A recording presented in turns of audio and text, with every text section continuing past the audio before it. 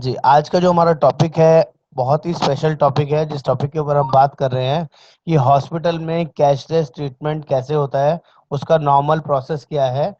जो हमारे साथ नए जुड़े हैं, उनको खासकर पता होना चाहिए, और जो पुराने हैं, उनको भी अगर नॉलेज होगी तो दिक्कत नहीं आएगी।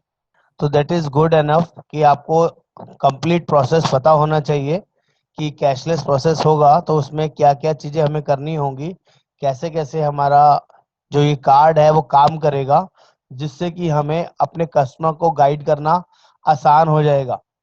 बहुत ईज़िली हैसल फ्री हम उनको गाइड कर पाएँगे कि ये प्रोसेस ऐसे ही होता है और इसके अकॉर्डिंग ही आपको चलना है। तो एक पीपीटी आप लोगों के साथ शेयर कर रहा हूँ। उस पीपीटी के साथ आपको बताता चलूँगा। आपको भी अगर ये पीपीटी चाहिए होगा, तो मैं आप लोगों के साथ शेयर कर दूँगा। उसमें कोई भी दिक्कत नहीं है। एक बार प्लीज़ चेक करिएगा कि आपको। तो आज हम लोग बात कर रहे हैं क्लेम प्रोसेस में कैशलेस ट्रीटमेंट किस तरीके से होता है, क्या करना पड़ता है जब भी हमारा कोई कस्टमर इलाज के लिए हॉस्पिटल में जाता है। तो उसके ऊपर आज हम लोग बात करेंगे, कंप्लीट इन्फॉर्मेशन देंगे, और मैं आपको एक बेसिक तरीके से समझाऊँगा कि जब भी आप कोई नई पॉलिसी बेचते हैं, तो अपने हर एक कस्टमर को नेटवर्क हॉस्पिटल लिस्ट और एग्रीड नेटवर्क हॉस्पिटल लिस्ट हाथों-हाथ दे के आइए। और एक तीसरी लिस्ट भी आजकल शुरू हो गई है, जिसे हम बोलते हैं ब्लैक लिस्टेड हॉस्पिटल लिस्ट। ये तीनों चीज़ें आपको पहले ही दिन, जिस दिन भी आपने कस्टमर को पॉलिसी बेचा, उसी दिन ये तीनों लिस्टें आपको हाथों-हाथ व्हाट्सएप पे देके आनी है। और एक चीज़ और समझानी है अपने कस्टमर को कि जब भी आपका कोई भी क्लेम से रिलेटेड ज़रूरत पड़े, आपको खुद के लिए, वाइफ़ के लिए, बच्चों के लिए, तो एक बार मुझे कॉल ज़रूर कर लें जब भी आप एडमिट होने के लिए तैयार हों या जाना चाह रहे हों इमरजेंसी में या प्लान्ड इमरजेंसी में। 2 तरह की इमरजेंसी होती है। एक इमरजेंसी जिसमें प्लानिंग करके आप जा सकते हो कि मुझे ऑपरेशन कराना है। मैं 2 दिन 4 दिन मैंने डॉक्टर से दिखा लिया और मुझे कन्फर्म हो गया कि मुझे ये पर्टिकुलर चीज़ का ऑपरेशन कराना है, that is called planned emergency. लेकिन कुछ ऐसी इमरजेंसीज़ होती हैं जो अनप्लान्ड होती हैं, जैसे एक्सीडेंट हो गया, बता के नहीं आएगा एक्सीडेंट आपको कभी भी, और अचानक हुआ, जो हॉस्पिटल मिला फटाफट से चले गए। लेकिन आप कस्टमर को बोल के चलिए कि जब भी कोई इमरजेंसी हो या नॉन इमरजेंसी या प्लान्ड इमरजेंसी होगी, आप मुझे एक बार कॉल कर लीजिए।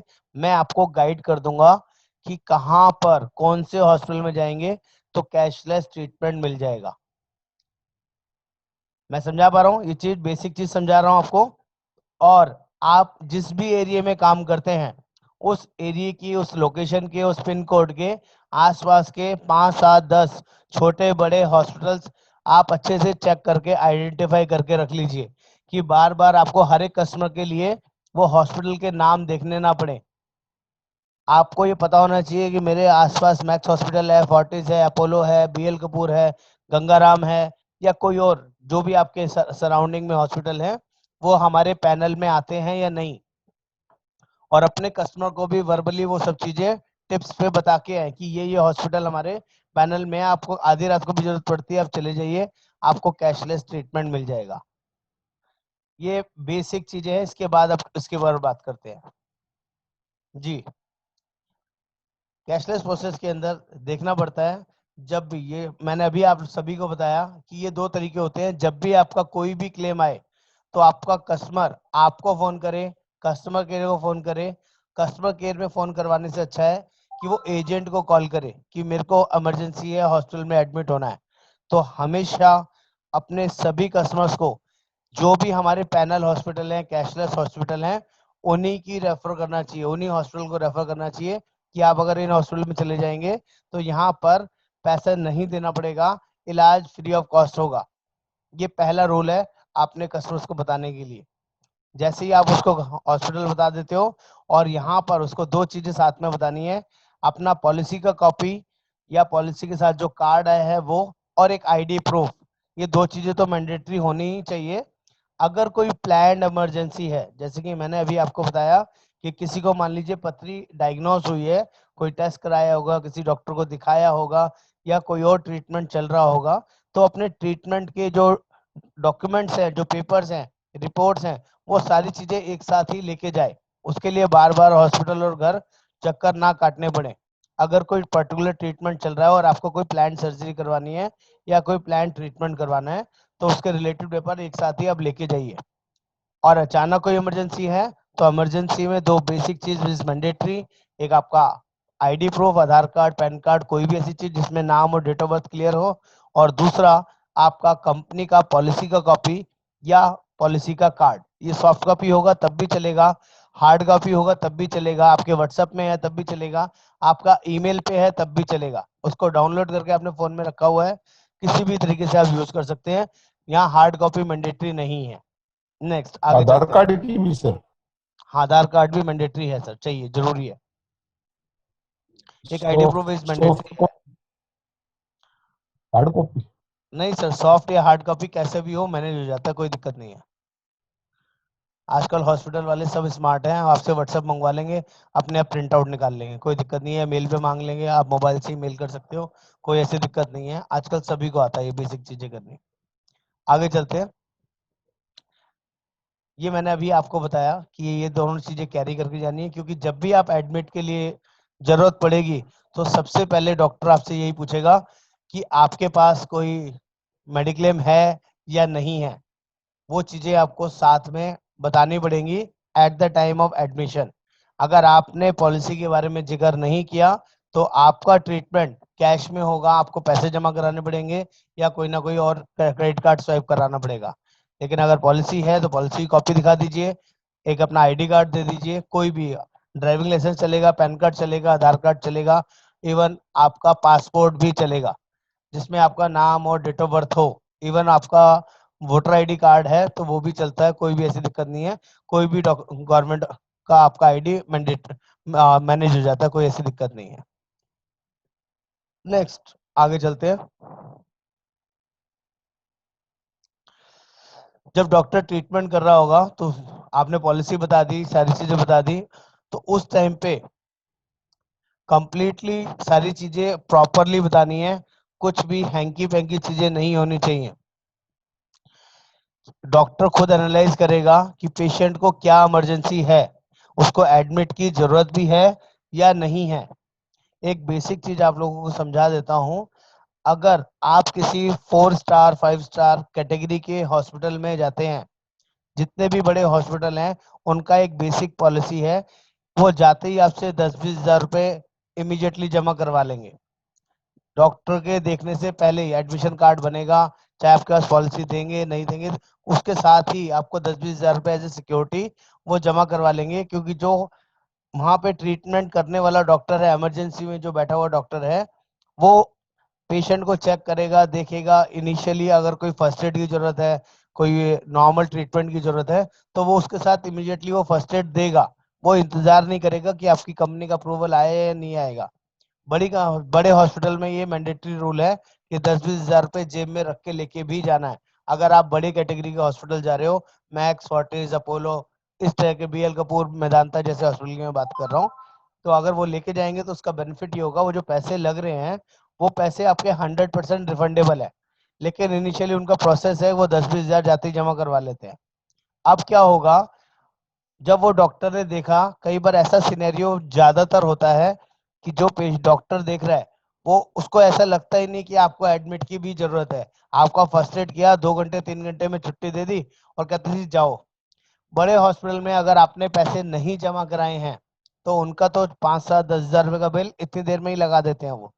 चाहे वो ऑक्सीजन चढ़ा रहे हैं, चाहे वो पेशेंट को दवाइयां दे रहे हैं, इंजेक्शन दे रहे हैं, 5-4-5 हज़ार रुपए तो राम नाम का इनिशियली स्टार्ट हो गया। तो हमारी पॉलिसी या किसी भी कंपनी की पॉलिसी, जब तक 24 घंटे एडमिट नहीं होंगे, पॉलिसी में कोई भी क्लेम एप्लीकेबल नहीं है, डे केयर प्रोसीजर्स को छोड़ के। और जितने भी डे केयर प्रोसीजर्स हैं जिसमें सर्जरीज होती हैं, एडवांस सर्जरीज होती हैं, वो सारी सर्जरीज सारी कंपनी से 2 साल के बाद कवर है। हमारा एक यंगस्टर प्लान है, उसमें 1 साल के बाद ही कवर है। बाकी सभी प्लान के अंदर 2 साल के बाद ही कवर होते हैं डे केयर सर्विसेज, जिसमें 24 घंटे एडमिट होना मैंडेटरी नहीं है। लेकिन बाकी कोई भी ट्रीटमेंट चलेगा तो हमारा 24 घंटे इज मैंडेटरी। अब अगर पहले चला गया कोई वक्त पेशेंट, 4 घंटे में छुट्टी मिल गई, तो वो पैसा उसको खुद से भरना पड़ेगा, चाहे वो हॉस्पिटल छोटा हो या बड़ा हो।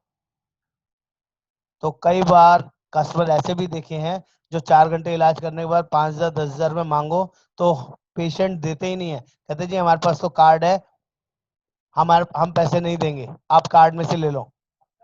इसीलिए उनकी प्रैक्टिस है कि वो पहले ही 10-20 हजार रुपये जमा करा के रखते हैं। अगर 4 घंटे में छुट्टी मिल जाएगी तो जो भी 4-5 हजार रुपये का खर्चा होगा वो उसमें से काट के बाकी पैसा आपको वापस दे देंगे। ये उनकी नॉर्मल प्रैक्टिस है। हम लोग अगले स्टेप पे चलते हैं। अगर एडमिट हो गए, जनरली नीड है, डॉक्टर को ऐसा लगता है पेशेंट को कोरोना हुआ है, पेशेंट को टीबी है, पेशेंट को कोई भी बड़ी इमरजेंसी है, हार्ट की प्रॉब्लम है या किडनी की प्रॉब्लम है या कोई भी दिक्कत हुई है, और वो एनालाइज करता है कि इनका ट्रीटमेंट चलेगा, इनको 2 दिन 4 दिन 5 दिन एडमिट रहना पड़ेगा, ये पर्टिकुलर सर्जरी होगी और एस्टिमेशन खर्चा अप्रोक्सीमेटली 2 लाख रुपए आएगा, ये वो एस्टिमेट करता है।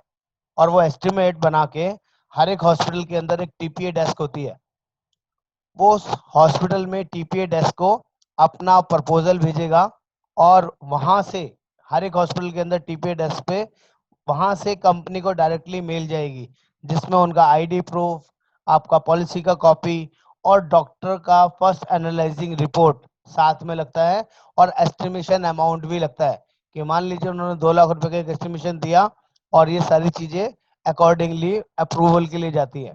जैसे ही वहां से मेल शूट होगी, कस्टमर के मोबाइल पे, एजेंट के मोबाइल पे इमीडिएटली मैसेज शूट हो जाता है कि आपका क्लेम नंबर ये है। मान लीजिए जिसे पीएचएस आईडी बोलते हैं, पीएचएस, पेशेंट हॉस्पिटल समरी, एक ये नंबर होता है। वो नंबर आपको हमें बताना होता है या उसी नंबर से हम लोग ट्रेसिंग कर पाते हैं कि वो हुआ या नहीं हुआ। आपका क्लेम में कोई दिक्कत तो नहीं आ रही, आपके कोई डॉक्यूमेंट्स पेंडिंग तो नहीं है या कोई क्वेरी तो नहीं लगी। अभी उस पर भी आऊंगा, क्वेरी क्या लगती है, क्वेरी में क्या मांगते हैं, किस वजह से क्वेरीज लगती हैं, वो सब चीजें भी आपको बताऊंगा। पहले यहाँ तक आपको मेरी बात समझ में आ रही है कि टीपीए क्या होता है, हॉस्पिटल में कहाँ पे होता है। जो लोग नए हैं, पूछना चाहें, बोलना चाहें, एक बार बोल सकते हैं। आगे बढ़ने से पहले मैं चाहता हूँ कि मैं टॉपिक को क्लियर करके चलूं प्रॉपरली। तो बताइए सर, यहाँ तक किसी को दिक्कत तो नहीं आ रही है कोई?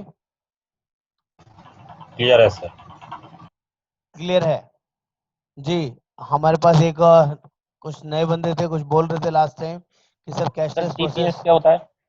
हाँ जी, सर टीपीए का टीपीएस। मतलब होता है हर एक कंपनी का एक टीपीए डेस्क होता है।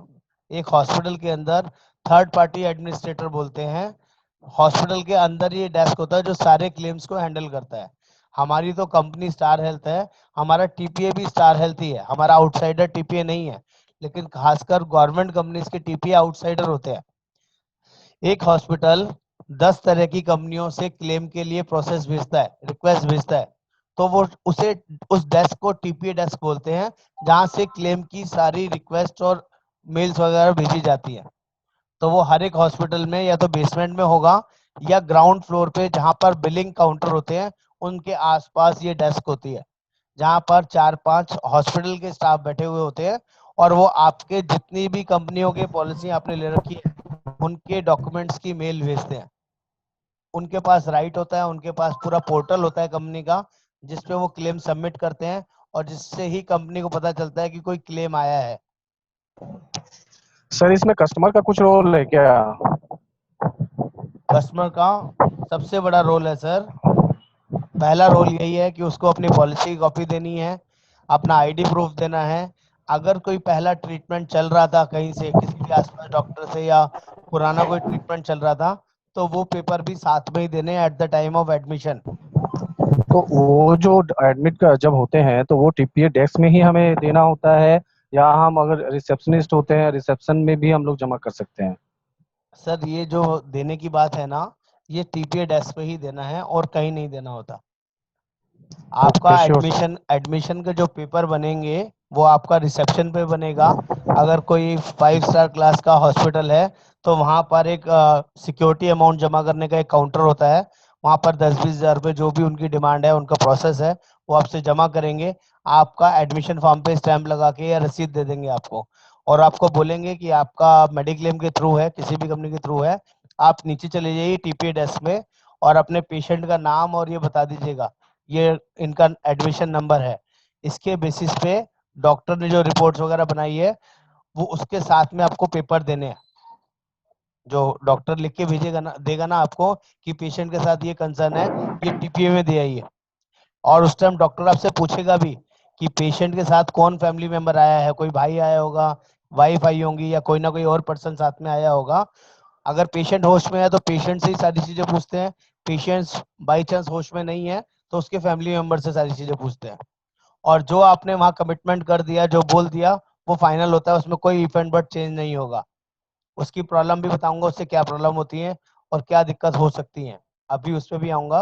पहले जो समझा रहा हूँ, जैसे कि हॉस्पिटल में डॉक्टर ने पूछा कि इनको बीपी कब से है, शुगर कब से है, पेशेंट होश में है तो पेशेंट सामने से बताएगा 1 साल से, 2 साल से, 4 साल से। या बीपी शुगर नहीं है, मुझे तो ये पेट में दर्द हो रहा है, सर में दर्द हो रहा है, या चेस्ट में पेन हो रहा है, जिस भी रीजन से वो एडमिट हुआ है, या कोई एक्सीडेंट हुआ है तो एक्सीडेंट की चीजें बताएगा। एक्सीडेंट में ध्यान रखना पड़ता है, ड्रिंक एंड ड्राइव तो नहीं है, वो बंदे ने सेल्फ ड्रिंक तो नहीं कर रखी है जिसके एक्सीडेंट हुआ है, तो ड्रिंक एंड ड्राइव में कभी क्लेम नहीं मिलता है। यहाँ से क्लियर हो गया, टीपीए डेस्क पे आपने वो पेपर्स दे दिए और यहाँ से मेल जाती है। उस मेल में कंप्लीट डिटेल डॉक्टर ने जो लिखी है, जिस रीजन से वो पेशेंट एडमिट हुआ है, वो सारी चीजें लिख के दे दी जाती है, कंपनी के पास चला जाता है। अब कंपनी इसको ऑब्जर्व करती है, चेक करती है, वो क्या कहेगी इसको। एक मैंने इमेज भी बनाई हुई है, कंपनी के पास प्रपोजल गया आपका अप्रूवल के लिए, तो वहां पर भी जो अप्रूवल देने वाले लोग हैं ना, वो भी डॉक्टर हैं।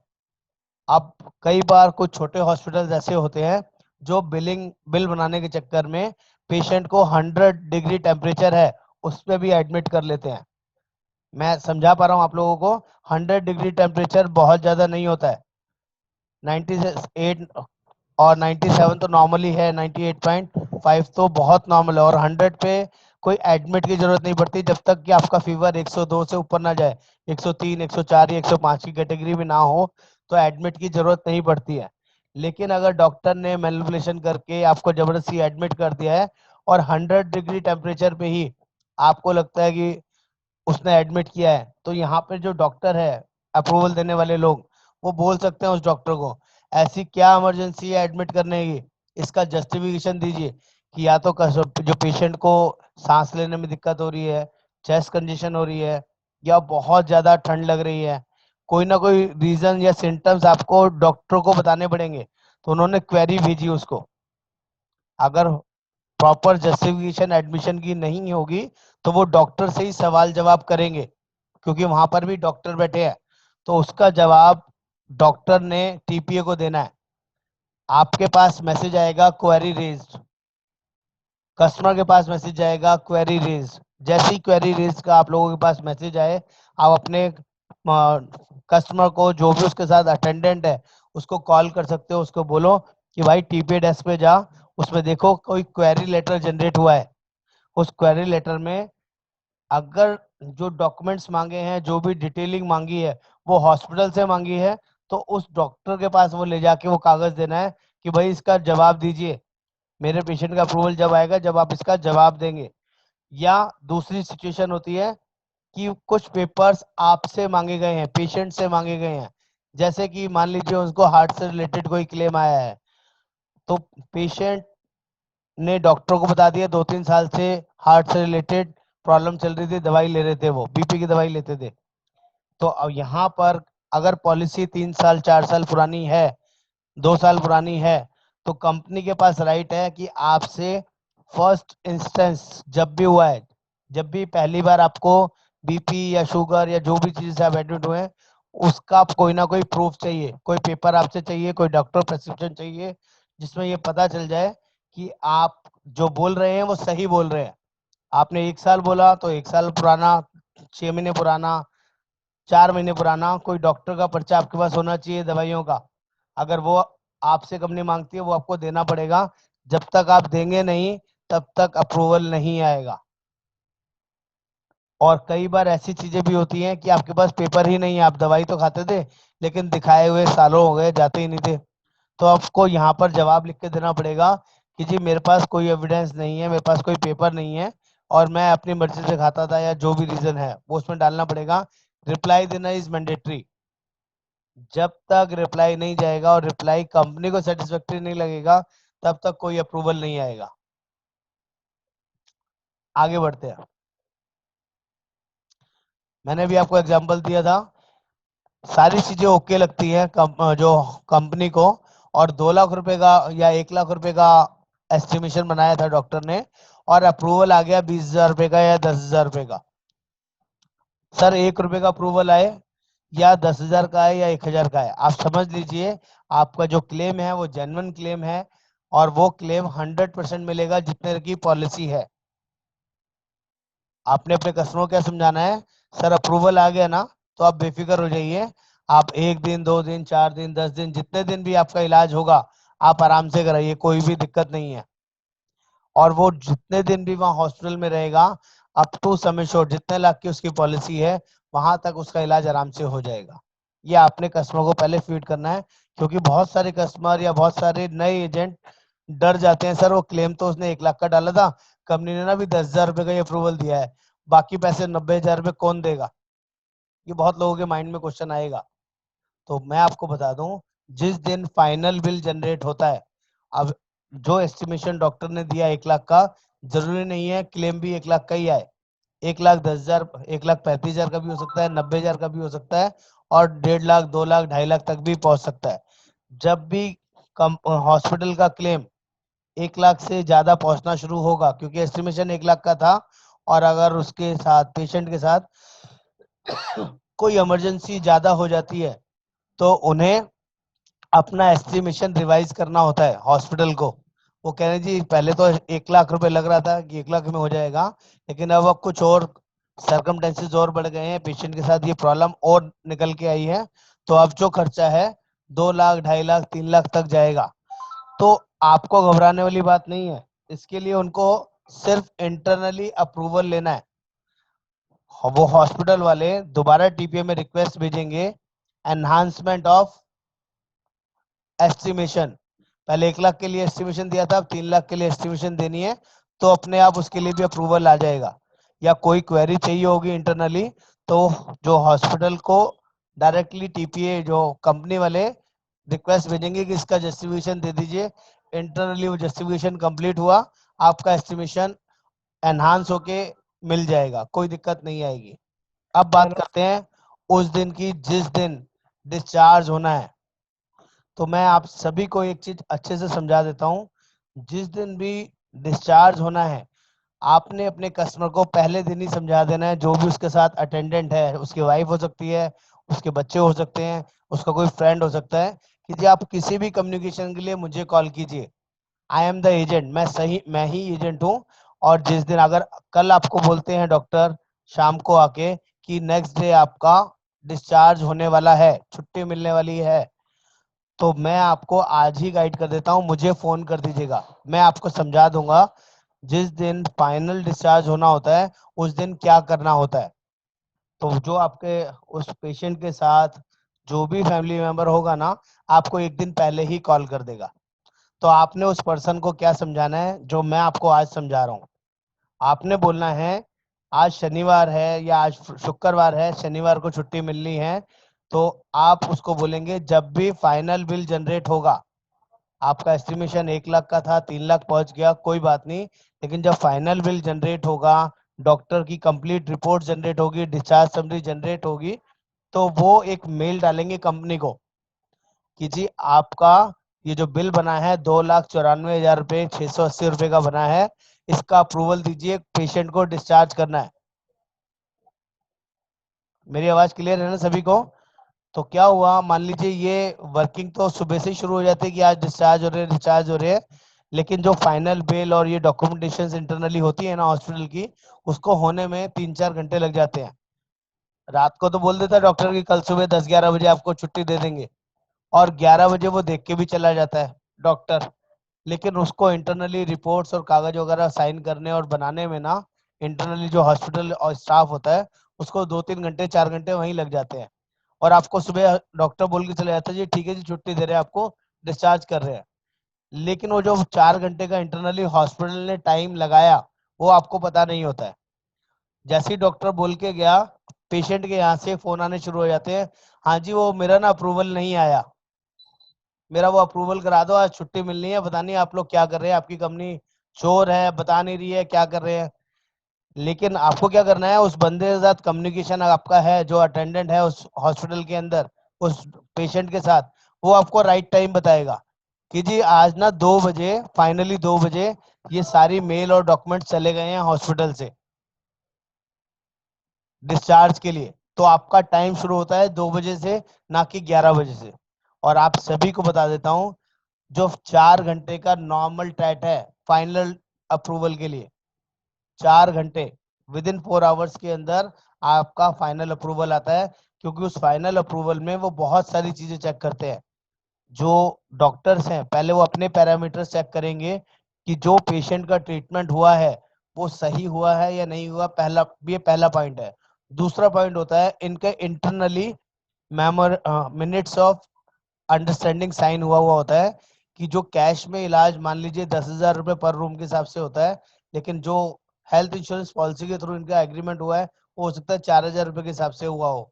तो बहुत सारी चीजों के इनके इंटरनल रेट सेटिंग होती है, रेट की वर्किंग होती है। वो पूरा बिल उनको उसके अकॉर्डिंग क्रॉस चेक करना होता है कि कहीं हॉस्पिटल ने बिल ज्यादा तो नहीं लगा दिया, या जो ट्रीटमेंट हुआ होना चाहिए था वो ना करके कोई और ट्रीटमेंट तो नहीं कर दिया। और अगर कंपनी को ऐसा कुछ लगता है का हॉस्पिटल की तरफ से कुछ बिलिंग फालतू कर रखी है, या कोई ट्रीटमेंट में कुछ गड़बड़ी कर रखी है, या कुछ ऐसे टेस्ट हैं जो नहीं कराने चाहिए थे और वो जबरदस्ती लगा रखे हैं, तो वो उनसे इंटरनली कुछ भी रिकॉर्ड्स या कोई चीजें मांग सकती है। तो इस प्रोसेस में 1 घंटे 2 घंटे का टाइम लग जाता है, मिनिमम लग जाता है। और जो देखने वाला डॉक्टर है, जो अप्रूव करने वाला डॉक्टर है, उसके पास भी बैक टू बैक या तो वो सर्जरी में कहीं इन्वॉल्व होता है, कोई ना कोई किसी हॉस्पिटल के साथ इन्वॉल्व होता है, या बहुत सारे क्लेम्स के अंदर इन्वॉल्व होता है। तो 4 घंटे का टाइम नॉर्मली लगता है। जब 2 बजे से लेके 6 बजे से पहले पहले आपको अप्रूवल मिल जाता है। लेकिन जो उसके पेशेंट्स के साथ जो लोग हैं, फैमिली मेंबर्स हैं, वो 11 बजे से ही एजेंट की जान खा रहे होते हैं। जी आपकी कंपनी ना आज सुबह 11 बजे का डॉक्टर बोल के गया हुआ था, अभी 5 बज गए हैं, अभी तक अप्रूवल नहीं आया है, इतनी थर्ड क्लास कंपनी मैंने नहीं देखी। इस तरह से बोलेंगे लोग आपको। लेकिन अगर आपके अपने कस्टमर के साथ ट्यूनिंग सही है और आपको पता है फाइनल बिल कितने बजे गया है, तो आपको पता है कि 3 से 4 घंटे लगेंगे तो लगेंगे, इसमें इफ एंड बट नहीं है। आप वो जिस टाइम पे भी वो फाइनल बिल गया है उसी टाइम पे भी मुझे उसका पीएचएस आईडी शेयर कर दीजिए, क्लेम आईडी शेयर कर दीजिए, मैं आपको वही प्रोसेस 2 से ढाई घंटे में करा के दूंगा। जो मैक्सिमम टाइम है 4 घंटे का, और जल्दी कराने की गारंटी है, हम उस पर एक्स्ट्रा प्रायोरिटी डाल सकते हैं, उसको और जल्दी करवा सकते हैं। मेरी बात समझ में आ रही है आप सभी को? ये सारी चीजें इंपॉर्टेंट होती हैं क्योंकि इस टाइम पे आपको अपना पेशेंट लूज नहीं करना है। पेशेंस लूज करने का मतलब है हम वहां से बार बार, आप मुझे फोन कर रहे हो, मेरे से ऊपर ललित जी हैं। जी बोलिए, कुछ कह रहे हैं आप? हेलो। हाँ बोलिए ओमकार जी। ओमकार, हाँ सर। जो क्या प्री ऑथराइजेशन जो होता है, मतलब कंपनी की तरफ से अप्रूवल जी का एडमिशन के वक्त, जी वो वो कितने देर में होता है पेशेंट जब एडमिट होता है हॉस्पिटल में? तो सर अगर ऑफिस आवर्स में कोई ट्रीटमेंट हो रहा है, ऑफिस आवर्स का मतलब आप समझ लीजिए सुबह 9:30 बजे से लेके शाम के 6:30-7 बजे तक कोई हम्म। पेशेंट हॉस्पिटल में एडमिट हो रहा है, तो उसका इनिशियल अप्रूवल हार्डली 1 से 2 घंटे के अंदर आ जाता है। ओके। लेकिन उसकी बेसिक कंडीशन है कि उसका पर्पस क्या है, कितना रीजन, क्या रीजन है एडमिट होने का। कोई फीवर है, कोई पेट में दर्द है, कोई लूज मोशन है, छोटा मोटा कोई रीजन है, तो हो सकता है with in half an hour भी आ जाए। लेकिन अगर कोई रीजन बड़ा है, कोई हार्ट सर्जरी है, कैंसर का क्लेम है, लीवर से रिलेटेड कोई क्लेम है, न्यूरो से रिलेटेड कोई क्लेम है, क्योंकि बड़ा क्लेम है, आपको भी समझना पड़ेगा। पॉलिसी किसी ने अभी ली है आपसे 2 महीने, 4 महीने, 6 महीने पहले, और अचानक उसको न्यूरो का क्लेम निकल के आ जाए, तो हम्म। कंपनी भी सोचेगी कि ये 10 लाख का क्लेम एकदम कैसे आ गया। कहीं ये पेशेंट ने, कस्टमर ने प्लान करके तो पॉलिसी नहीं ले ली, झूठ बोल के तो पॉलिसी नहीं ली कि मैं फिट एंड फाइन हूँ और एकदम आके खड़ा हो गया। इसका न्यूरो का क्लेम, तो कंपनी वेरिफिकेशन कर सकती है, पूछ सकती है, डॉक्यूमेंटेशन मांग सकती है, क्वेरी रेज कर सकती है। वो क्वेरीज के जवाब देने पड़ेंगे, उसके बाद अप्रूवल शुरू होगा। क्वेरी रेज होने के बाद अगला फ्रेश टाइम शुरू हो जाता है उनके पास। जब तक वो क्वेरी का क्वेरी। अप्रूवल नहीं आएगा, जब तक वो कोई अप्रूवल नहीं देंगे। ओके, मतलब क्वेरी का मतलब समाधान कर रहे हैं काम वो पेशेंट और हॉस्पिटल दोनों का ही है। हाँ, ये देखना है कि वो क्वेरी किसके लिए है, पेशेंट के लिए है या हॉस्पिटल के लिए है। जिसके लिए भी वो क्वेरी है, उसका जब तक अप्रूवल नहीं जाएगा, वो आराम से बैठे हैं, उन्हें और कुछ एक्सीडेंट के करना केस नहीं में? है। एक्सीडेंट के एक्सीडेंट केस के में? केस में तुरंत अप्रूवल आता है। एक्सीडेंट में कुछ पूछताछ नहीं होती, सिर्फ एक ओके। बेसिक पूछताछ होती है जो हॉस्पिटल के डॉक्टर ने लिख के भेजनी होती है। ये जो पेशेंट है ड्रिंक एंड ड्राइव नहीं है, ओके। वो जस्टिफिकेशन डॉक्टर लिख के देगा। सर, ये और पूछना था, स्नेक बाइट जो होता है वो एक्सीडेंट के केस में कवर होता है क्या? स्नेक बाइट हाँ may be may not be, depend करता है कि कई बार कुछ लोगों का काम ही होता है स्नेक्स का। कुछ लोग ऐसे हाँ होते हैं जो हाँ, स्नेक्स खेल का ही करते हैं। काम करते हैं, खेल करते हैं, तो उनके हाँ। लिए एप्लीकेबल नहीं होता। लेकिन नहीं नहीं, आप पर कहीं एक्सीडेंटली। एक्सीडेंट अचानक ही कहीं जा रहे थे, रोड से एकदम सांप निकल के आ हाँ गया, हाँ। दैट इज एक्सीडेंट, बिल्कुल कवर होगा। Okay okay okay sir. हाँ, डिपेंड करता है, इसलिए मैंने बोला it depends person to person, और कई सारी सिनेरियोज के ऊपर डिपेंड करती हैं चीजें। अभी तक जितना मैंने आपको गाइड किया, ये समझ में आया आपको? Yes Mukesh sir. जी कुछ जी हाथ सर। खड़ा कर रहे हैं, पूछिए सर, कोई ऐसे चीज जो शायद मैं समझा नहीं पाया या आप अंडरस्टैंड नहीं कर पाए, पूछिए क्या कहना चाह रहे हैं मुकेश जी। सर, मैं एक नहीं पूछूं सर। क्या? हाँ, हाँ एक हाँ। बार ओमकार जी मुकेश जी को पूछते दीजिए, फिर आप पूछिएगा। Okay sir. नहीं सर, नहीं सर, क्लियर है, मेरे को क्लियर है। क्लियर है? ओके जी, ओमकार जी हाँ। बोलिए। मतलब अभी जो देखो, जब हम मतलब कस्टमर नेटवर्क हॉस्पिटल में आईडी कार्ड दिखाएगा, तो जो हाँ, प्लान है वो हॉस्पिटल को समझ आएगा भाई ये पिचोलिया है या यंगस्टार लिया है, उनका सम उन्हें इंश्योर्ड सब कितने पता है वो सर, उन्हें सारी समझ है सर, उन्हें कोई मतलब ही नहीं है समझ से, क्योंकि सारा अप्रूवल कंपनी से ही आना है। ओके, मतलब उन्हें किसी प्लान से कोई मतलब नहीं है, आप यंगस्टार लो, कॉम्प्रिहेंसिव लो, फैमिली हेल्थ ऑप्टिमा लो, नहीं, उनको तो लिमिट क्या वगैरह वो कंसर्न तो। है कि हमें अप्रूवल कंपनी से मिलेगा, हम इलाज कर देंगे, नहीं तो पेशेंट अपने आप पैसे देके जाएगा। ओके। मेरी बात समझे आप? लिमिट हॉस्पिटल को थोड़ी देनी है भाई, कंपनी को देनी है, कंपनी को पता होता है कौन सा प्लान। कंपनी को सब पता होता है कौन से प्लान में क्या रिस्ट्रिक्शन है, क्या कमी है, कितने टाइम के बाद कौन सा प्लान काम करेगा, ये सब कंपनी को पता है। और जैसे और ही कंपनी आपका पॉलिसी नंबर डालती है ना सिस्टम में, उन्हें पॉलिसी नंबर डालते ही उसकी date of admission, date of policy कब आपने परचेज करी है, इमीडिएट आ जाती है उनके पास।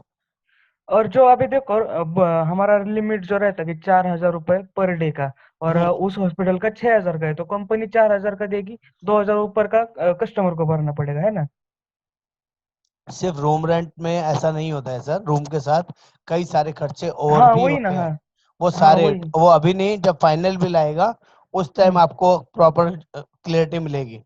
उस टाइम क्या होगा आपका, मान लीजिए टोटल बिल आया 1,60,000 रुपए का, रूम तो 4,000 रुपए का या 5,000 रुपए का आपका लिए एप्लीकेबल था, लेकिन जो आपने रूम लिया वो 8,000 रुपए की कैटेगरी का था, ठीक है?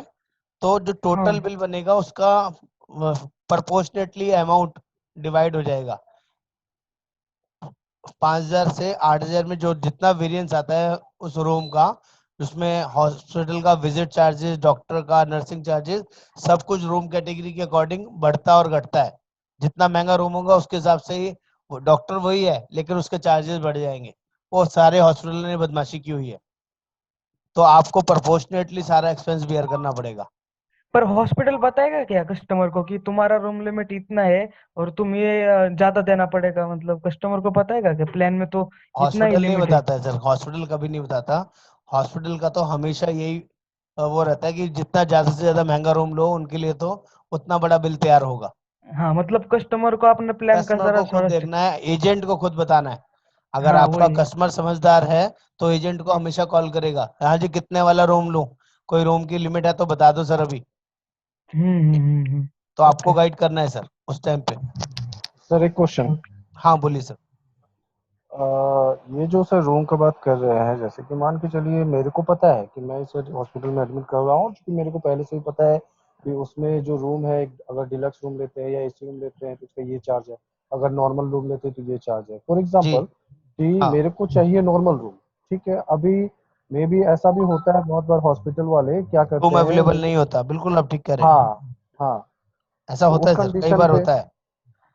सर उस कंडीशन में भी मैं आपको क्लियर कर देता हूँ, ऑप्शन दोनों है सर हमारे पास। कि अगर आप किसी एडमिट के टाइम पे किसी हॉस्पिटल में गए और वहां पे single private AC room available नहीं है, जैसे कि आजकल का सिनेरियो चल रहा है कोरोना की वजह से, कई बार पेशेंट किसी हॉस्पिटल में आइसोलेशन रूम ही नहीं होता, वो आपको लेंगे ही नहीं, मना कर देंगे, कह रहे जी आइसोलेशन रूम जो हमारे पास अवेलेबल है ना, वो सुपर डिलक्स लग्जरी के अंदर ही अवेलेबल है, इसमें है ही नहीं। तो आपको ये ध्यान रखना है sir, if you can affordable, अगर आप अफोर्ड कर सकते हैं डिफरेंस अमाउंट ऑफ बिल, तो ही आप अपग्रेडेड कैटेगरी में जाइए। अदरवाइज उससे नीचे कैटेगरी के भी अवेलेबल है, twin sharing, double sharing, triple sharing आप ले सकते हैं। एफएचओ वगैरह कोई पॉलिसी है तो डिफरेंशियल अमाउंट आपको अलग से भी मिलेगा, इलाज भी मिलेगा, 1% ऑफ सम एश्योर्ड या 5,000 लमसम आपको मिल जाएगा। नहीं तो जब भी कोई प्लान एडमिशन हो, प्लान सर्जरी हो, प्लान तरीके से आप जा रहे हैं, तो जाने से पहले ही चेक कर लें, हाँ जी कोई रूम की दिक्कत तो नहीं है, सिंगल प्राइवेट रूम मेरी पॉलिसी में अवेलेबल है, या मेरी पॉलिसी में 5,000 रुपए तक का ही रूम ले सकता हूँ। तो वो आपको पहले कंफर्म कर लेंगे, तो आपका जाने आने का हर्डल बचेगा, टेंशन बचेगी। नहीं, ऐसा आई होता सी है ना सर कि मेरे को पता है कि वहां पे रूम अवेलेबल है। हम्म। मेरे को किसी अदर पर्सन से पता चला, हॉस्पिटल के ही पर्सन से पता चला जी कि वहां पे एक नॉर्मल रूम अवेलेबल है जिसका कॉस्टिंग है 4,000 रुपये, जो कि कंपनी मेरे को उतना का प्रोवाइड कर भी रही है, ठीक है। जी। उस कंडीशन में हो सकता है हॉस्पिटल वाले मेरे को ये बोले कि हमारे पास जो ये 4,000 वाला रूम अवेलेबल नहीं है, आपको डिलक्स रूम लेना पड़ेगा, उसमें हम्म। कॉस्टिंग आपका 6,000 पड़ेगा। तो वो 2,000 रुपया, चूंकि वो तो मैं खुद समझ गया कि हाँ ठीक है, अगर मैं वो रूम लेता हूँ तो 2,000 मेरे को एडिशनल देना पड़ेगा। तो मेरा सवाल ये है कि ऐसा पॉसिबिलिटीज होता है क्या कि हॉस्पिटल वाले ये बदमाशी कर सकते हैं सर कि पहले तो अवेलेबल बहुत होने ज्यादा के होता था, बावजूद। अब आज की सिचुएशन में ये सिनेरियो बहुत कम हो गए हैं, मैं ये नहीं कहता खत्म हो गए हैं, बहुत जी। कम हो गए हैं, कुछ हॉस्पिटल्स में अभी भी इस तरह से होता है। लेकिन अगर ऐसी कोई कंप्लेंट मिलती है राइटिंग में, कोई कस्टमर कंप्लेंट कर सकता है, दे सकता है कंपनी को, तो वो जो जी। हॉस्पिटल है डी पैनल्ड हो जाता है, कंपनी उसको अपनी लिस्ट में से हटा देती है। और कोई भी अच्छे से अच्छा हॉस्पिटल अपने आप को डी पैनल नहीं करवाना चाहता, क्योंकि अच्छा, मैक्सिमम बिजनेस यानी कि से सर वो आता है। ब्लैक लिस्टेड जो हॉस्पिटल जो आप बता रहे थे वो इसी में आ जाता है, इसी लिस्ट में आ नहीं, जाएगा। ब्लैक लिस्टेड अलग होते हैं सर, और डी पैनल होने अलग होते हैं sir. Okay, okay. Black listed वो होते हैं जो फ्रॉडुलेंट एक्टिविटी में पकड़े जाते हैं। आपका पेशेंट एडमिट नहीं है, आपके डॉक्यूमेंट आपसे ले लिए, आपका आधार आपका नहीं है, आपकी पॉलिसी आपकी नहीं है, जैसे कि मैं मान लीजिए योगेंद्र वर्मा हूँ, और एक हॉस्पिटल है वो इलाज के पेपर सबमिट कर देता है, मेरा आईडी प्रूफ लगा रहा है, मेरा ही पॉलिसी कॉपी लगा रहा है, लेकिन कंपनी को कुछ डाउट हो जाता है कि ये जो पेशेंट है, एक बार क्रॉस चेक करवा लेना चाहिए, चेक करा लेना चाहिए, तो वहां पर कंपनी की तरफ से कोई पर्सन विजिट के लिए चला जाता है, चाहे वो कैशलेस में भी हो सकता है और नॉन कैशलेस में भी ऐसा हो सकता है। कंपनी को अगर डाउट आ जाए तो कंपनी किसी भी बंदे को रिप्रेजेंट कर सकती है वहां चेक करने के लिए, लेकिन जैसे ही वो आईडी से उसकी फोटो मैच करते हैं, वहां पे पर्सन ही कोई और होता है। You got it my point, यानी कि जो हाँ, ये सर। हॉस्पिटल था वो अन्य किसी की जान पहचान की पॉलिसी किसी की करवाता था, और वहां पे किसी भी पेशेंट को खड़ा करके इलाज करवा लेता था, या पेशेंट भी नहीं होता था, सिर्फ कागजी कार्रवाई चल रही होती थी, सिर्फ बिल जा रहे होते थे। तो ऐसे जी, जी। जब वो पकड़ में आते हैं ऐसे हॉस्पिटल, तो वो ब्लैक लिस्टेड हो जाते हैं, या फीवर का ही बिल बना के रखते हैं, 1.5 लाख, 2 लाख, 3 लाख, 5 लाख का, नॉर्मल फीवर का। तो वो समझ से परे होते हैं कि उसमें क्या बिल बना रहे हैं, क्या जस्टिफिकेशन देते हैं, उनका कोई लॉजिक नहीं होता, तो ऐसे हॉस्पिटल को कंपनी ब्लैकलिस्टेड कर देती है। सर एक सिनेरियो और है। जी सपोज कि मान के चलिए कि इंस्टेंट कि अचानक किसी का पेट दर्द हुआ और जी। वो हॉस्पिटल में एडमिट भी हुआ, और आफ्टर 1 आवर, 2 आवर या 4 आवर्स पेशेंट को डिस्चार्ज कर दिया जाता है। ठीक है। लेकिन जब वो घर जाता है, घर में आधे घंटे 1 घंटे के बाद फिर से उसके पेट में दर्द स्टार्ट होता है और फिर से उसी हॉस्पिटल में वो जाता है ठीक ट्रीटमेंट है। के लिए, क्योंकि वो 4 घंटे पहले जो वो आया तो उसमें जो भी पेशेंट का बिल बना वो हाँ हाँ। पेशेंट ने दिया। जी अभी ठीक है। 4 घंटे के बाद जब वो डिस्चार्ज होने के बाद घर आया और घर में आने के बाद फिर से उसके साथ में प्रॉब्लम हुआ और फिर से वो हॉस्पिटल में फिर से एडमिट हो गया, ठीक और है। उसके बाद वो 24 मोर देन 24 आवर्स वो एडमिट होता है। तो ठीक इस है। कंडीशन में जो मेरा जो पहले का जो अमाउंट है, जो 4 घंटे पहले जो मैंने पे किया था, वो क्या रिम्बर्स होगा? उसके लिए मेरे को अलग से उसका अलग हाँ प्रोसीजर है सर, कि हमको? बिल्कुल होगा, बिल्कुल होगा, क्योंकि तो आप प्री ये देख लीजिए हॉस्पिटलाइजेशन में आपकी आएगा। सभी पॉलिसी के अंदर प्री एंड पोस्ट खर्चे अप्लीकेबल हैं। प्री हॉस्पिटलाइजेशन 60 दिन पहले का और पोस्ट हॉस्पिटलाइजेशन 90 दिन बाद का सभी पॉलिसी में हमारे यहाँ कवर्ड है, तो वो सारे बिल आप उसमें दे दीजिए, वो रिएम्बर्स हो जाएगा। ओके, ठीक है। ठीक है। अ, सर मैं जरा थोड़ा लेट ज्वाइन हुआ था, मुझे मतलब पहले से योजना था। कस्टमर जब हॉस्पिटल में जाता है तो उसको हेल्पलाइन में कॉल करने की जरूरत है क्या, अगर नेटवर्क हॉस्पिटल में गया तो? सर एक थंब रूल समझ लीजिए, आपने एक पॉलिसी बेची भी है, आपको बधाई उसके लिए।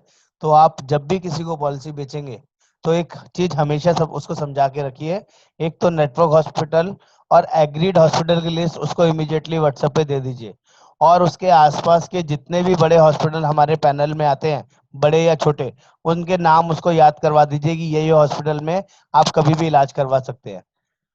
मेरे से बात करें नहीं करें कोई मैटर नहीं करता, लेकिन अगर ये हॉस्पिटल आपको पता है हमारे पैनल वाले, तो रिक्वेस्ट चाहिए जब भी इलाज कराएं इन कैशलेस हॉस्पिटल में ही इलाज कराएं।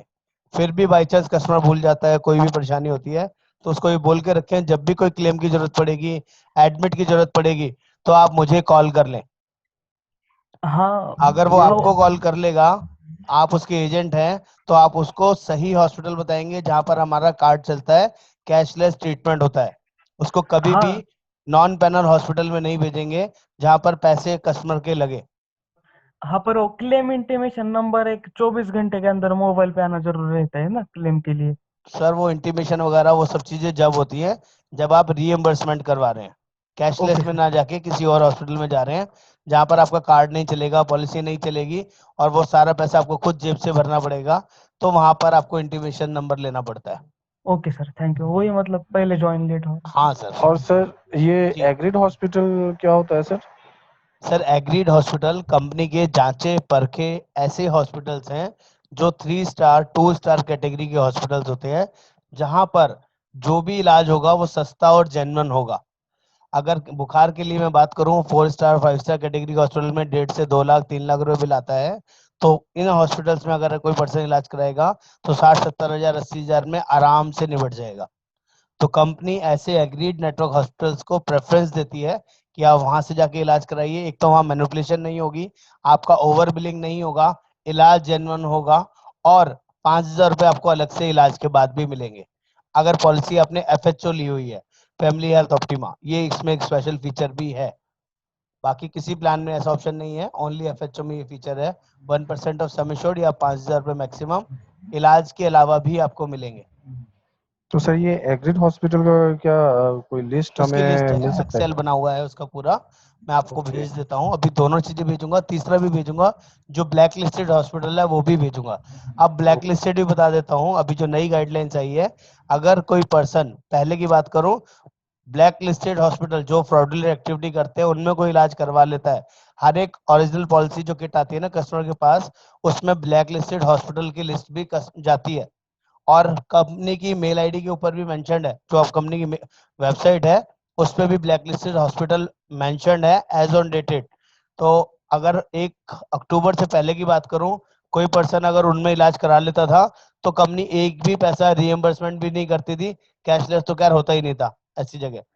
लेकिन अभी नई गाइडलाइंस आई है, उसमें लाइफ सेविंग, लाइफ थ्रेटनिंग कोई कंसर्न है जिसमें जान बचाने का उद्देश्य के लिए आप एडमिट हुए हैं एक्सीडेंट की वजह से या कोई बड़ी इमरजेंसी की वजह से, तो उतना ही अमाउंट कंपनी बेयर करेगी जितने में आपकी जान बच गई। उसके बाद जो फर्दर ट्रीटमेंट चला है 5 दिन 10 दिन 15 दिन, उसका कोई पैसा कंपनी नहीं देने वाली है। अभी ये नई डेवलपमेंट आई है, पहले ये भी नहीं होता। तो कभी भी ब्लैक लिस्टेड हॉस्पिटल में ट्रीटमेंट नहीं करवाएं तो ज्यादा अच्छा है। आगे बढ़ते हैं, एक बार छोटा सा रह गया, फटाफट से आगे बढ़ते हैं। नेक्स्ट,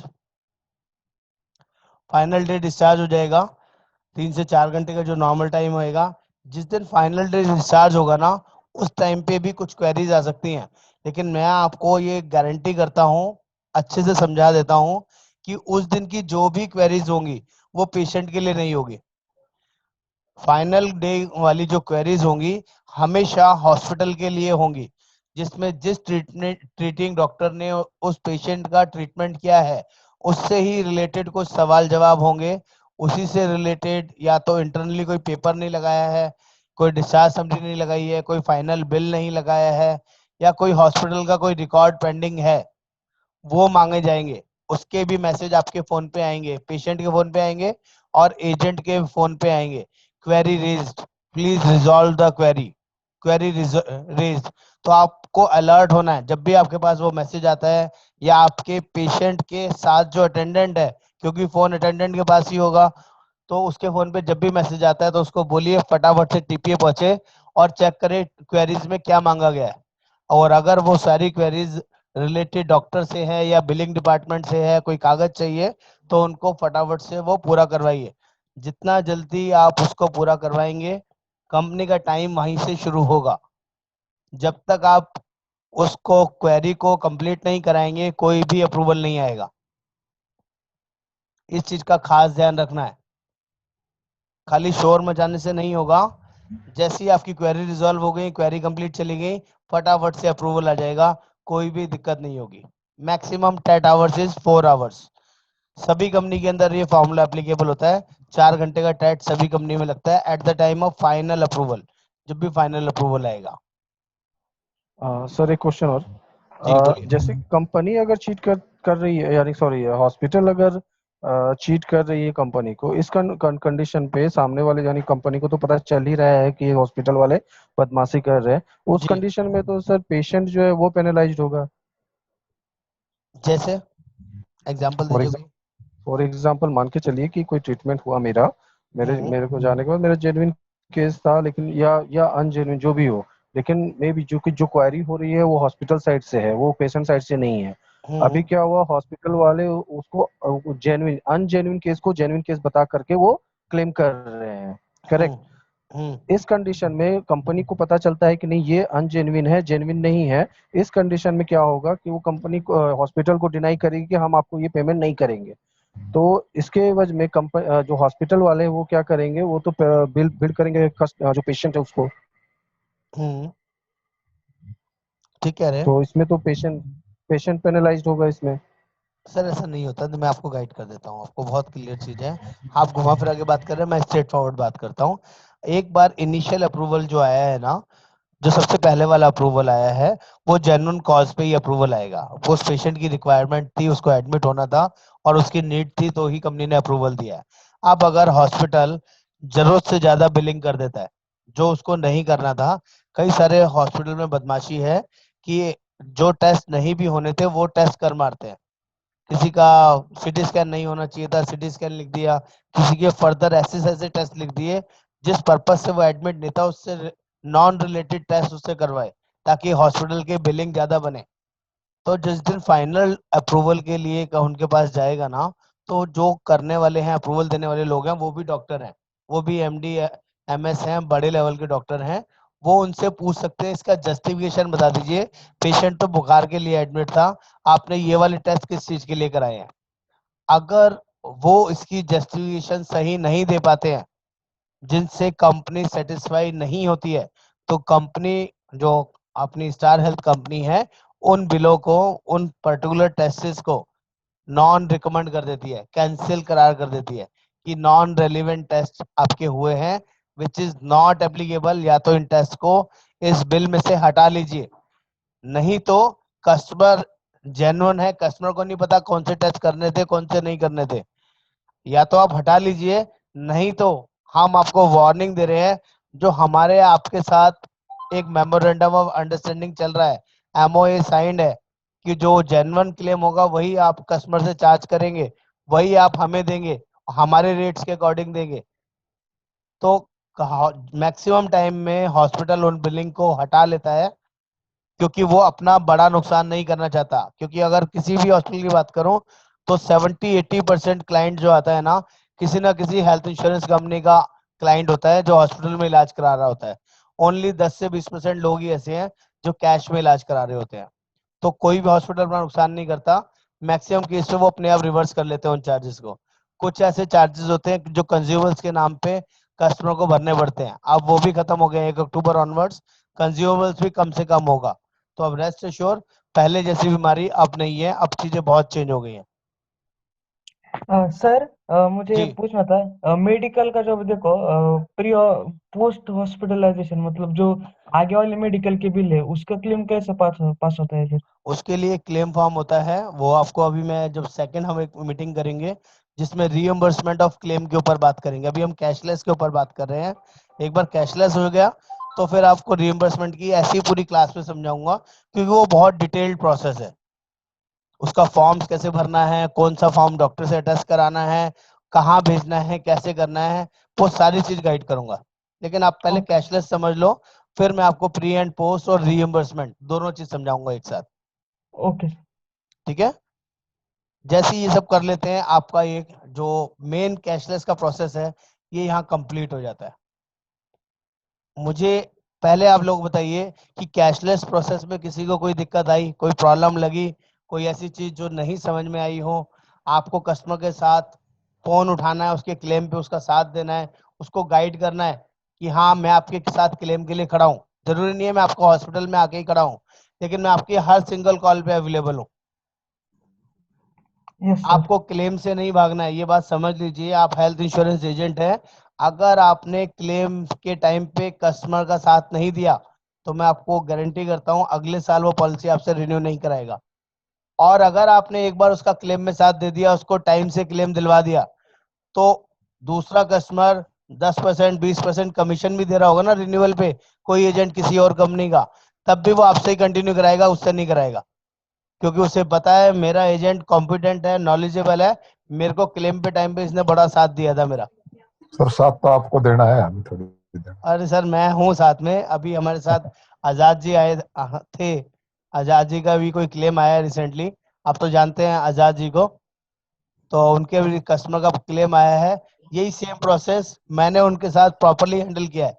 और आप बिलीव कीजिए, जो हमारी ये मीटिंग पहले हो चुकी थी और वो अपने कस्टमर को ये समझा रहे थे कि जी 10,000 रुपये का अप्रूवल आ गया है ना, आप बेफिक्र रहो, आपकी पॉलिसी 5 लाख की है, पूरा क्लेम मिलेगा। मेरे से पहले वो ये बोल चुके थे अपने कस्टमर को।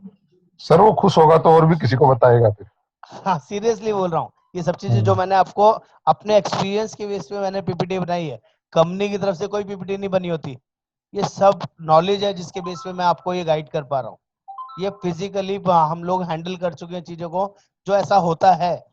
आपको घबराना नहीं है लेकिन क्लेम के टाइम पे। और मैं आपको ये भी बता देता हूँ, कभी भी क्लेम के टाइम पे अपने किसी भी कस्टमर को पैसे उधार मत दे देना।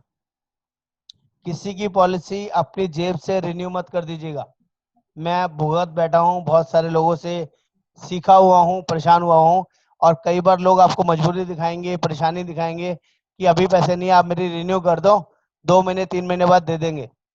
ऐसा बहुत बार होता है कि जो 3 महीने बाद पैसे देने थे ना, उससे पहले उसका कोई क्लेम आ गया और उसका क्लेम उसकी गलती की वजह से नहीं मिला कंपनी से, तो समझ लो आपके पैसे भी गए। उसकी गलती क्या होगी? पहले 2 साल सभी कंपनीज के अंदर स्टोन, कैटरेक्ट, हर्निया, रसौली, पाइल्स का क्लेम नहीं मिलता है। उसका उस चीज से रिलेटेड कोई क्लेम आ गया, वो इस चीज से मतलब नहीं रखता है। वो तो कहेगा मेरे को तो क्लेम मिलना चाहिए, आपकी कंपनी चोर है, आप चोर हैं, मुझे मतलब नहीं है। जब आपने मेरा क्लेम नहीं दिलवाया तो अपने पैसे भूल जाओ।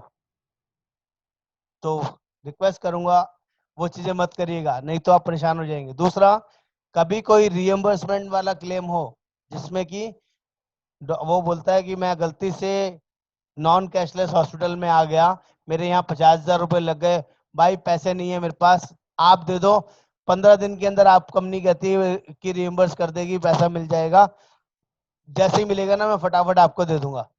ऐसी गलती मत करना सर किसी के साथ, क्योंकि आपको नहीं पता वो जो क्लेम ले रहा है वो किस चीज का क्लेम ले रहा है। वो क्लेम जेन्युइन है, नॉन जेन्युइन है, या वो पहले 2 साल वेटिंग पीरियड के अंदर आने वाला क्लेम तो नहीं है, या जो उसके डॉक्यूमेंट्स सबमिट कर रहे हैं वो जेन्युइन है या नहीं है।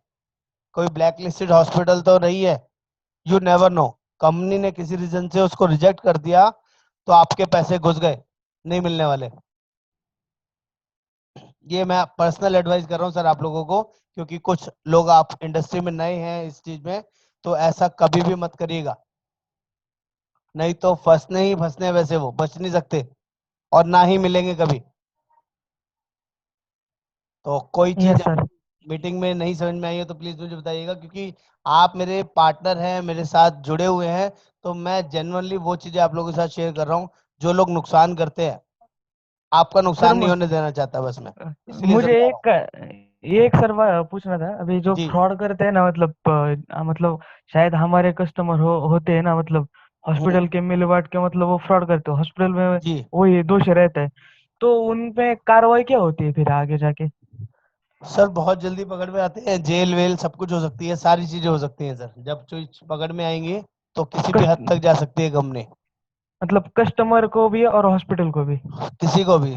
और जो फौजदारी के केसेस होते हैं उसमें जितने लोग इन्वॉल्व होते हैं, इवन अगर एजेंट भी इन्वॉल्व है तो वो भी जाएगा। कई बार ऐसे लोग आपको मिलेंगे मार्केट में जो आपसे हाँ बोलेंगे कि हमारी इस हॉस्पिटल में सेटिंग है, बस आप हमें ना पॉलिसी दे दो, क्लेम तो हम अपने आप निकलवा लेंगे। हाँ पर सर जीवन रक्षक मांग रहे हैं ना कई, मांग रहे हैं वो ना सर? डिपॉजिटिव रिपोर्ट हम अपने आप करवा लेंगे। सब हाँ अपने आप करा मेरे लेंगे। मेरे साथ ही वही हुआ, इसलिए मैंने पूछा। मुझे वो बोला, ये हमारी पॉलिटिशियन से पहचान है, हम करा हाँ, देंगे, तो 21 मैं साल आपसे पॉलिसी कर देंगे। रिक्वेस्ट करूंगा सर, कभी भी ऐसे फ्रॉडुलेंट लोग आप लोगों को मिलते हैं तो उनको, ऐसे लोगों को पॉलिसी देने के लिए मत उकसाइए, पॉलिसी मत नहीं पर, दीजिए ऐसे लोगों को।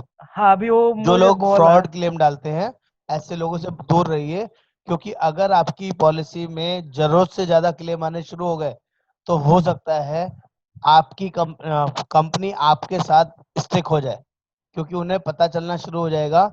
एक एजेंट ऐसा है जो 100 पॉलिसी डालता है और 100 में से 99% पॉलिसीज के अंदर क्लेम आ रहे हैं, और एक एजेंट ऐसा है कि उसके 10 20 30% ही क्लेम आते हैं।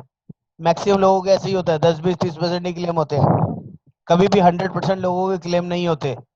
हाँ तो आप कंपनी को समझ में आने में ज्यादा देर नहीं लगेगी, फिर सर आपका वन कभी थर्ड में तीन कोई दिक्कत नहीं है, है। 1/3 में तो कोई दिक्कत नहीं आती ना। सर 50% में भी दिक्कत नहीं आती है, लेकिन अगर हर पॉलिसी में क्लेम आ रहा है ना तो कंपनी को डाउट होना हाँ, जायज है। हाँ पर तो होता अभी है। देखो फिर ना, आपको वो पता है कंपनी क्या ऑब्जेक्शन लगा सकती है? आपकी लिमिट सेट कर देगी, आपको बोलेगी आप 5 लाख से ज्यादा की पॉलिसी नहीं बेच सकते, आप 10 लाख से ज्यादा नहीं बेच सकते, या आप जो भी पॉलिसी बेचोगे, चाहे उसकी एज 25 साल क्यों ना हो, उसका मेडिकल टेस्ट होगा जी, उसके बाद ही आपको अप्रूवल देंगे। वैसे हाँ 65 साल 75 साल तक मेडिकल टेस्ट नहीं है, लेकिन अगर आप किसी फ्रॉडुलेंट ग्रुप के साथ जुड़ गए और हर पॉलिसी में आपके क्लेम आने शुरू हो गए तो कंपनी किसी भी हद तक चेकिंग में जा सकती है। हाँ पर आप अब मना नहीं कर गल, सकते उसको। गलत गलत इंजाम अगर लगाया किसी ने एजेंट के ऊपर तो? सर ऐसा कभी हो जाता है, कई बार एक क्लेम ही 100 के बराबर होता है। मेरा एक क्लेम है, हमने 50 लाख की पॉलिसी दी थी, उनका पहला क्लेम आया 3 साल के बाद, और उनका 38 लाख रुपए का क्लेम आया, लीवर सिरोसिस का क्लेम था उनका। आप सोच हाँ सकते हो, उसका पूरे साल का क्या, कई सालों का बिजनेस नहीं था, इतने साल का इतने लाख का प्रीमियम नहीं दिया होगा उसने, लेकिन क्लेम दिया है कंपनी ने 38 लाख का। तो कंपनी को डाउट नहीं है उस एजेंट के ऊपर कि उसने कोई ऐसे फ्रॉड कर, मतलब 3 साल से वो प्रीमियम भर रहा था, अचानक बीमारी निकल के आ गई तो देना ही पड़ेगा ना, कंपनी ये थोड़ी ना। लेकिन उसकी हर पॉलिसी में ऐसा नहीं हुआ है, कभी कभी ऐसा बड़ी हाँ क्लेम आ जाते हैं, आपके हाथ में होते ही नहीं। लेकिन आपके साथ जब भी ऐसा होगा, आपका क्लेम रेशो जब भी बढ़ेगा 73 75% से ज्यादा, उस साल के आपको क्लब नहीं मिलेंगे, that is very very clear. आपको क्वार्टरली कॉन्टेस्ट जो होते हैं वो सब मिलेंगे, लेकिन जो पूरे साल का एक क्लब होता है 10% का, जिसमें आपको बेनिफिट मिलता है, इंटरनेशनल टिकट मिलती है बड़ा वॉल्यूम करने की वजह से, उससे आपको हाथ धोना पड़ेगा, वो नहीं मिलेगा। Okay sir. किस केस में सर? इन एनी केस आपका क्लेम रेशो 75% से ज्यादा जाता है। अगर मान लीजिए आप पूरे साल में 10 लाख रुपए का प्रीमियम जमा कराते हैं और आपके क्लेम 7,50,000 से ज्यादा चले जाते हैं, यानी कि 75% से ज्यादा हो गया, 10 लाख का नेट प्रीमियम आपने कंपनी को दिया विदाउट जीएसटी, और 7.5 लाख से ज्यादा का क्लेम ले लिया आपके कस्टमर ने, तो आप उस पूरे साल के क्लेम वो नहीं ले सकते। जो आपको वो मिलता है ना क्लब, क्लब में आपको इंटरनेशनल टिकट मिलेगी, आप इंडिया से बाहर घूम के आ सकते हो, रहना खाना घूमना फिरना कंपनी की तरफ से फ्री होता है। सर तो जेन्युइन हमारे केस यहाँ में वो भी, है। जेन्युइन केस में भी। सर ये कंपनी एक ओवर एंड अबव पर्क्स देती है, पूरे साल के काम करने का आपको इनाम देती है, जो भी आप पूरे हाँ साल वो में तो ठीक है बीस सर, लेकिन बीस मान के लाख के। चलिए कि मैंने 20 लोगों का करवाया, उसमें से 17 लोगों का ऐसा सिनेरियो हुआ, और वो जेन्युइन केस है। तो जेन्युइन हम्म, केस में तो सर इसमें तो ऐसा नहीं होना चाहिए, सर क्योंकि मेरी बात आप समझिए, 10, 20, 50 केस में, 100 केस में आप कोई भी क्लब अचीव नहीं करते हैं। That is very very clear. जो क्लब अचीव करेंगे ना, वो उन लोगों को कम से कम 150, 200, 500 पॉलिसीज करनी पड़ेंगी। उसका मतलब है कि 20 लाख से प्लस का बिजनेस करना पड़ेगा, 20 लाख से ज्यादा बिजनेस देना पड़ेगा पूरे साल में। और जो लोग इतनी पॉलिसीज करेंगे तो उनकी पॉलिसी में जब वो 20 लाख का प्रीमियम देंगे तो कंपनी का ये राइट है ना कि हम आपको प्रॉफिट में शेयरिंग करेंगे। नुकसान में कोई भी कंपनी शेयरिंग नहीं करती है, चाहे मैं हूं या कोई भी कंपनी हो। 20 लाख प्रीमियम दे रहे हैं और आपका 15 लाख से ज्यादा का क्लेम जा रहा है तो कंपनी प्रॉफिट नहीं कमा रही है उससे। तो आपको जो बाद का जो पर्क्स मिलने हैं या जो बोनस मिलना है वो नहीं मिलेगा sir. That is very very clear. लेकिन आपका क्लेम 15 लाख से नीचे रहेगा तो यू आर एलिजिबल। 75% से नीचे रहेगा तो आप सभी पर्क्स लेने के लिए अवेलेबल है, मिलेगा आपको, सारी चीजें मिलेगी। लेकिन जो क्वार्टरली वाले कॉन्टेस्ट होते हैं ना, जो हर 3-3 महीने के आते हैं, जैसे अभी नया कॉन्टेस्ट आया हुआ है, इन पे कोई इफेक्ट नहीं है, ये सब कुछ आपको मिलेंगे। जो साल का कॉन्टेस्ट है 1 अप्रैल से लेके 31 मार्च का, मैंने उसकी आपको एडवांस नॉलेज दी है। That is club. वो क्लब जो मैं आपको दोबारा भेज दूंगा, उसमें आप सीखिएगा कितने क्लब के बाद आपको क्या पैसा मिलना है या कौन सा टूर या इंटरनेशनल ट्रिप आप अचीव कर सकते हैं। तो वो बड़े अमाउंट के लिए होता है। सर इसे जरूर से भेजिएगा, जो ज्यादा जरूरी है वो तो टारगेट एक बनता है ना 100% भेजूंगा सर। टारगेट हाँ आपको अचीव करना चाहिए, जरूर करना चाहिए।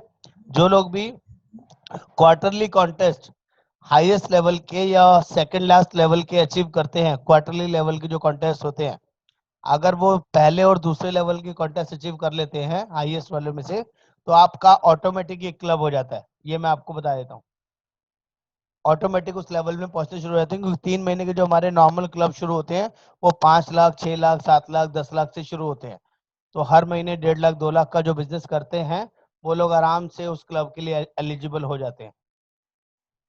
तो आपको अपना वॉल्यूम बढ़ाना है, काम समझना है, और सब चीज़ों के लिए मैं और हिमाक्षी अवेलेबल हैं आपको सपोर्ट और हेल्प करने के लिए। मैं जल्दी से पहले आप लोगों से जानना चाहूँगा, फटाफट से मुझे बताइए, कैशलेस प्रोसेस आप सभी को समझ में आया? किसी को दिक्कत तो नहीं है कन्वे करने में, अपने कस्टमर को समझाने में, बताने में, या कोई ऐसी चीज़ जो हम जल्दी में भूल गए, पूछना भूल गए या बताना याद नहीं रहा? मैं मानूं कि नो ये आज की हमारी मीटिंग सक्सेसफुल रही, वर्थफुल रही, और ये पीपीटीज और जो तीनों लिस्टें मैंने आपको बोली वो सब मैं आप लोगों के साथ शेयर करूंगा। अरोड़ा जी समझ में आया सर? कोई दिक्कत तो नहीं यस है? सर। नहीं कंफर्टेबल है? विवेक जी क्लियर है? मुकेश जी, सविता जी, प्रीतम जी, बिंटू जी, मनीष जी, मैं मानूं आज की मीटिंग सक्सेसफुल है? ओके, नहीं। Thank you so much.